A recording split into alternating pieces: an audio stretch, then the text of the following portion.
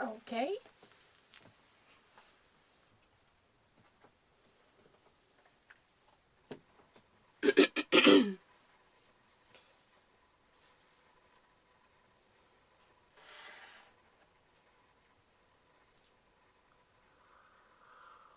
Mm-hmm.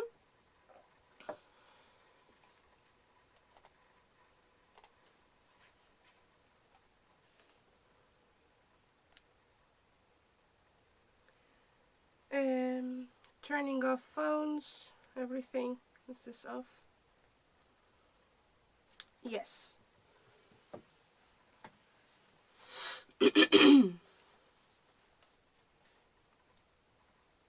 Okay.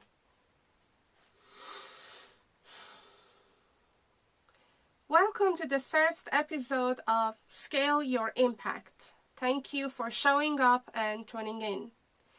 As you may have already noticed, I have a cold. It's not ideal to start the first episode of your podcast series with a voice that is not your natural voice. And I guess we are never in an ideal situation when we want to start off things or change the course of our actions.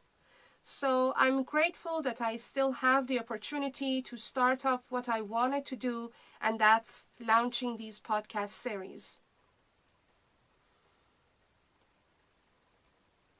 I thought this less than ideal situation also sets the tone for what you can expect from me in these podcasts. I thought this less than ideal situation also sets the tone for what you can expect from me in these podcasts. I mean that in our conversations, I will share my true state of being with you without trying to sound different. I will talk about my PhD research, which includes impact measurement, scaling, cross-sector partnerships, sustainable development goals, or many other topics, not just as an academic and a researcher, but also as a policy advisor and politician, as an entrepreneur, and as a concerned citizen. Most challenges addressed by Sustainable Development Goals, or SDGs, have root causes in the so-called wicked problems. Wicked problems refer to issues that are difficult to define and can be assessed as either problems or opportunities. To address these problems, an inter- and multidisciplinary perspective is essential, since they require other ways of thinking, but also the involvement of a variety of interested parties to work on solutions. That's why I have chosen the following title for my research: Embracing the Complexity or Wickedness of Our Collective Interconnections, with a tagline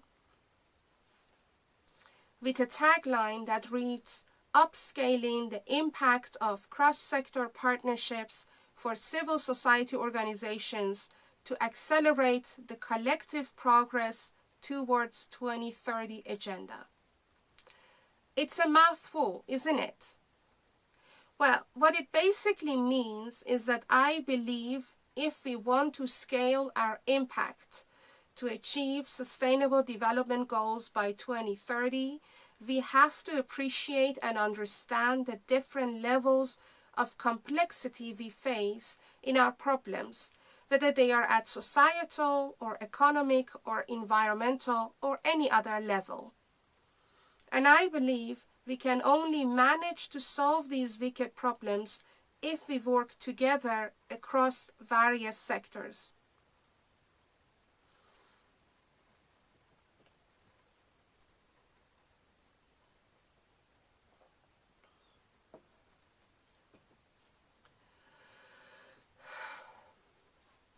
Based on the United Nations Economic and Social Council report in May 2019, there has been progress on certain SDGs and their targets. Nevertheless, the slow progress on many SDGs is considerable, and the most vulnerable people are still suffering. The same report states that the global response is not ambitious enough to guarantee the achievement of the SDGs by 2030. And therefore, a series of cross-cutting areas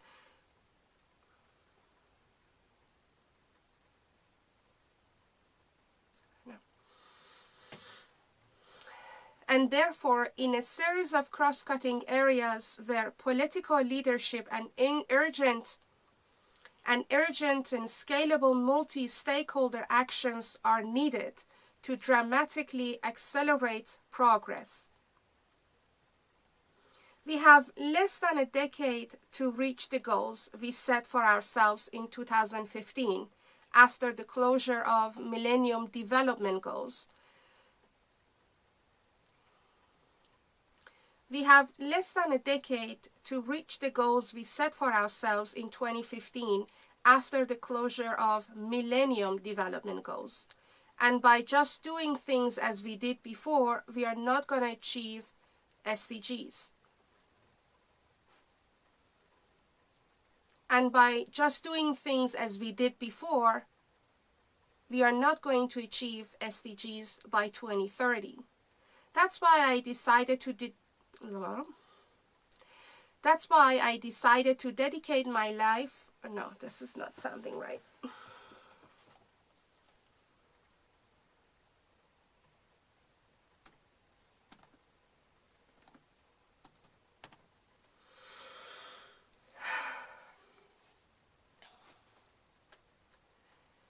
We have less than a decade to reach the goals we set for ourselves in 2015 after the closure of Millennium Development Goals. And by just doing things as we did before, we are not going to achieve them. That's why I decided to dedicate my life in different domains to play an active role in not only raising awareness about SDGs, but also to find solutions to step up the progress. So in 2019, I started a part-time PhD at Rotterdam School of Management, Erasmus University in the Netherlands. In my research, I aim at identifying and then modifying the interconnectedness of the three components which I consider act as catalysts to step up the pace of actions we are collectively going to take in the next decade. Oh, this is not good.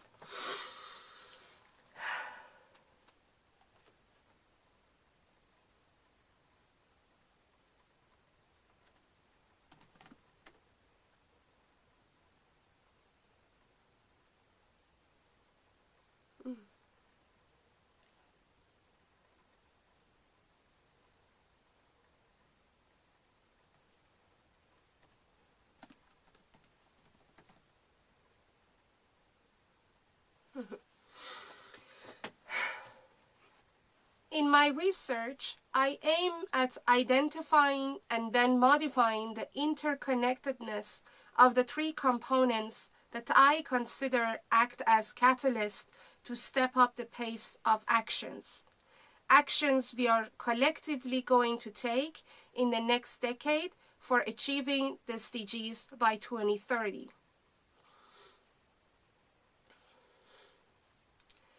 These three components or catalysts are, number one, the positioning and motives of civil society organizations at the local and international level as not merely implementers of international development, but also as agents of change that play an active role in the balanced society. What it means is that we need to understand what encourages civil society organizations to form cross-sector partnerships, and we need to hold them accountable as agents of change and not just as organizations who implement series of projects without any agency. We need to look at the role of every component of a balanced society. The second component is the effect and configuration of cross-sector partnerships, not only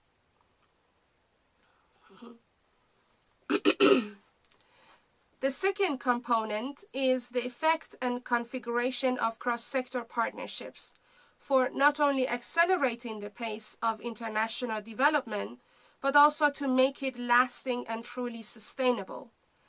When I talk about cross-sector partnerships, I'm referring to partnerships between the three components of a balanced society, and that is the market, the government, and the civil society. And we need to understand how the configuration of these partnerships impacts their effectiveness and efficiency. The third component for my research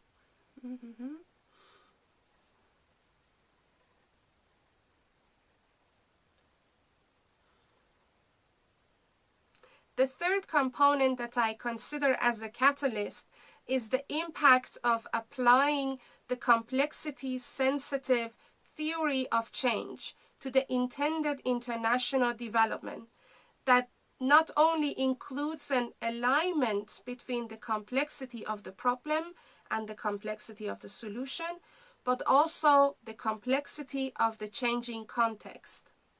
As a practitioner in a development aid sector, I have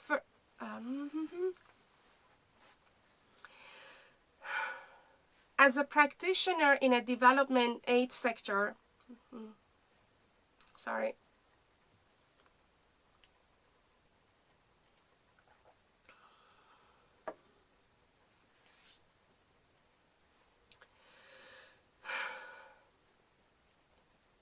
As a practitioner in development aid sector, I have witnessed firsthand how the complexity of theory of change of the solution does not match the complexity of the problem, or how it could not be adjusted to the changing context of the problem.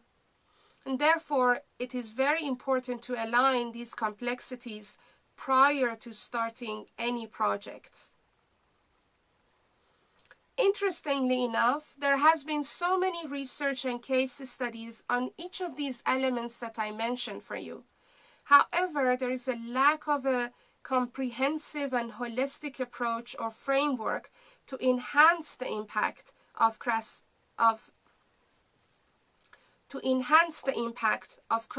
partnerships of civil society organizations. And that's what I'm trying to achieve with my research. To that end, I have defined a wicked research model consisting of 4 interrelated models to investigate various variables and the relation. To that end, I have defined a wicked research model consisting of 4 interrelated models to investigate various variables. That doesn't sound easy. Let's see.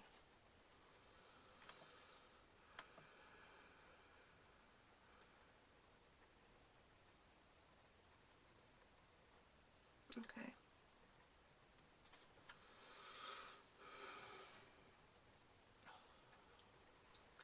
To that end, I have defined a wicked research model consisting of 4 interrelated models to investigate several variables and the relations among and within them. In these podcast series, I will walk you through my research and these 4 interrelated models that I have developed. I will talk about the existing research based on which I developed these models and how my own experiences as a practitioner have shaped my research approach. Of course, my other experiences have also influenced my research. For instance, my graduate is... I'm tired.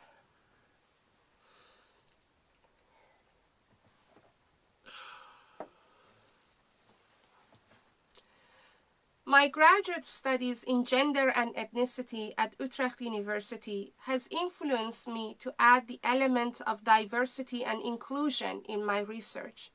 As an example, in Model 4 of my PhD, I investigate how and to what extent does the type and form of how and to what extent does the type and form of leadership in CSOs influence their motives for initiating, forming, and participating in cross-sector partnerships? Investigating the answer to this question can unveil whether there is a correlation between diversity and partnership. For instance, would having more female employees at the decision-making level lead to more effective and efficient cross-sector partnerships? Moreover, this question can answer whether the type of organizational structure influences the possible forms of leadership and consideration for inclusion and diversity. For instance, would promotion of female employees to higher decision-making positions be facilitated or hindered by hierarchical, this is a very difficult word,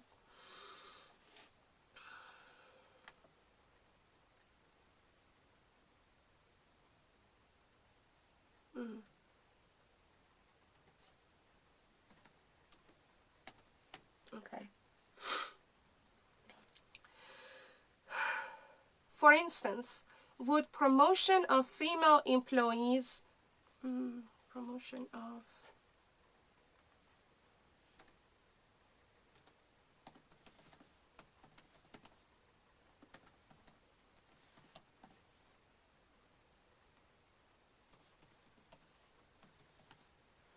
okay.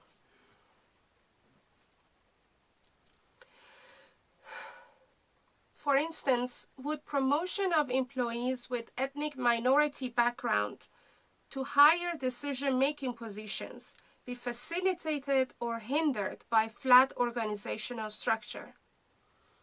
My undergraduate studies at University College Utrecht, which is a liberal arts and sciences college, has trained me to make a multi and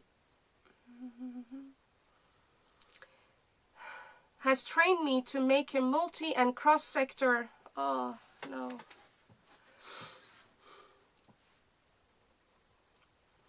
has trained me to take a multi and cross-disciplinary approach to my research. And I'm borrowing theoretical frameworks from philosophy, sociology, psychology, to just name a few. For instance, in my research proposal, the outcome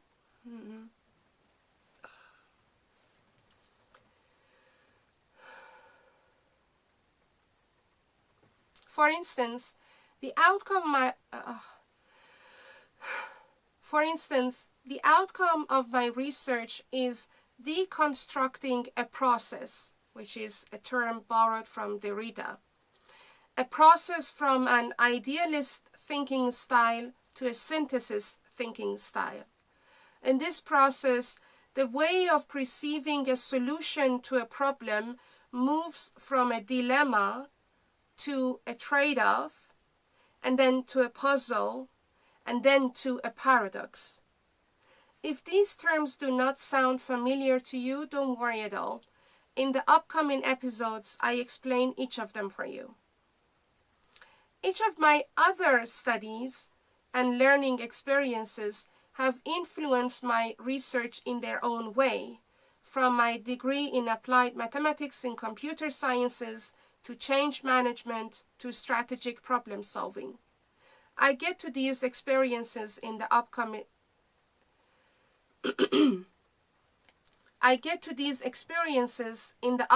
episodes as well.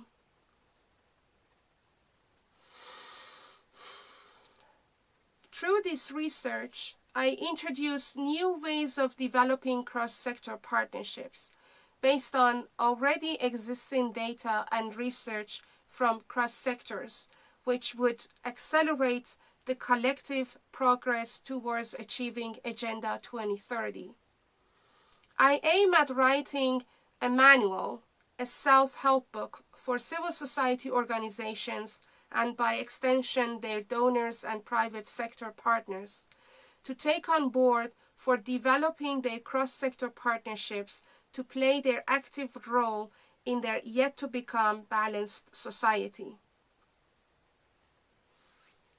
Besides sharing different elements of my research with you, at the beginning of every episode, I will read and talk about the original text of Sustainable Development Goals, as it was written and published in 2015 by the United Nations under the leadership of His Excellency Ban Ki-moon.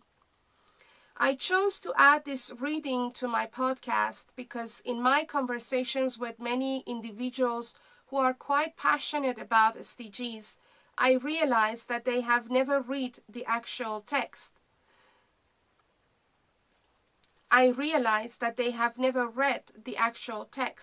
And their knowledge is limited to the infographics that they have seen about specific SDGs. As you may have noticed, I mentioned that I'm a part-time PhD candidate. It means that beside my research, I have other engagements. One of them is running my own consultancy as a Nexus strategist, where I combine harmony and progress to bring about positive impact. I developed this concept because I have a vision, call it a dream, if you will. And that dream is that I want to live in a world with true personal freedom of choice, equality of opportunity, and the ability for people to thrive. And this is balanced with a personal responsibility to contribute to the collective good.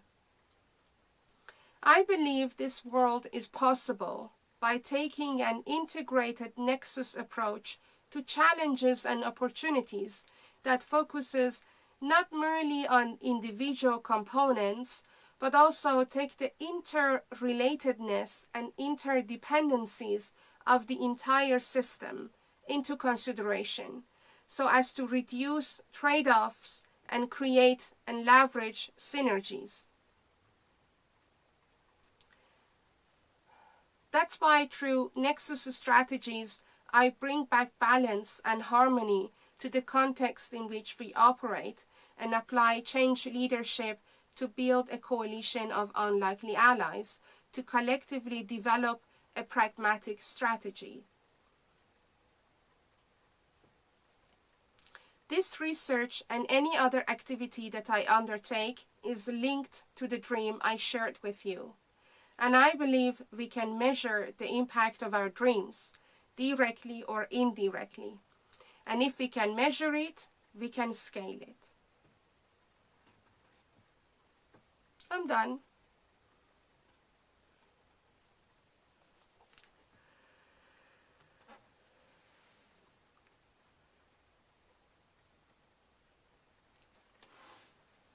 All right. Yeah. Okay. Okay. All right. Do you want me to send you the text? All right.